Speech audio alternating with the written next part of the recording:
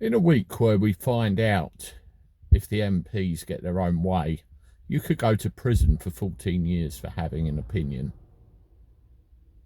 In a week where we find out that the teenagers may have trouble accessing the nightclubs that they so love and enjoy, and you could even get into big bother for wolf whistling at a lovely young lady walking past you down the street, you have to ask yourself, is the meaning of the word compliance that we used to know still the same in 2021? I don't think so.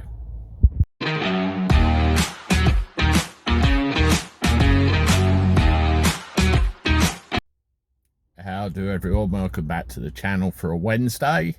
Hope you're all doing all right. At least I think it's a Wednesday. They're all moulding into one now, aren't they?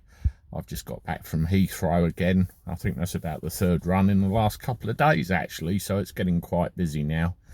Well, it's a sad state of affairs, isn't it, what we're reading in the news over the last few days, and some of the crap that Boris is coming out with. You have to wonder, what's the point in it anymore? What, you know, where are we going with this? What's happening? You really do. And you have to look back over the course of, well, recent history, I suppose. You know, when I was a kid, you know what I wanted to be was an astronaut. A lot of kids probably wanted to be an astronaut. I wanted to reach up for them stars, and I wanted to be part of something bigger than I was. And you look at Jeff Bezos and Richard Branson shot themselves into space in the last couple of weeks and come back. And a lot of people think, oh, a pair of rich old bastards building their own rocket and launching themselves on a big publicity stunt. Hell, you might be right. But I see past that. I see the technical innovation involved in getting them people up there and back safely. And you look at it and you think, we as a race are capable of so many great and wonderful things. It's unbelievable. And when you see something like that happen, you wonder why we're in all the trouble we are down here right now. Don't you? It's incredible.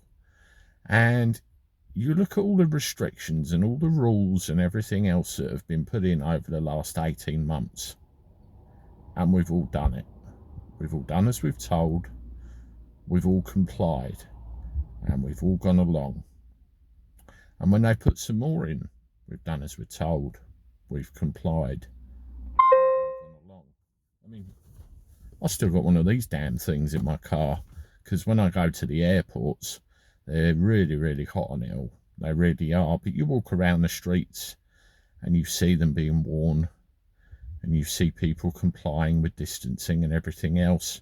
And every now and again you get a little patch of life kind of walking around like it was normal. Like this morning we were out in the sunshine, everybody happy smiley faces, it was normal.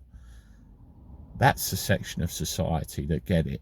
We need to move on. We need to live our lives.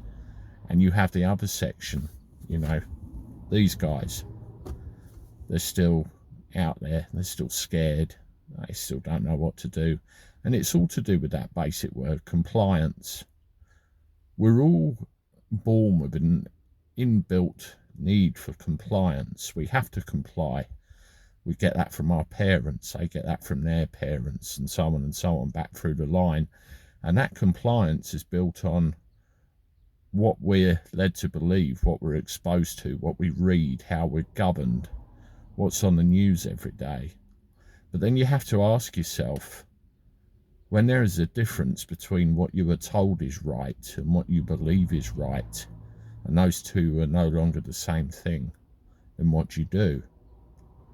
There are consequences to those decisions that we have to live with. I'm not inciting anything, so don't think for 1 second I am. Just food for thought, really. I wanted to get out of my head what I was thinking and put it in front of you and see what you were thinking. Let me know. I'm going home for my lunch, and I'll see you a bit later with another video. And by the way, pardon a couple of bings.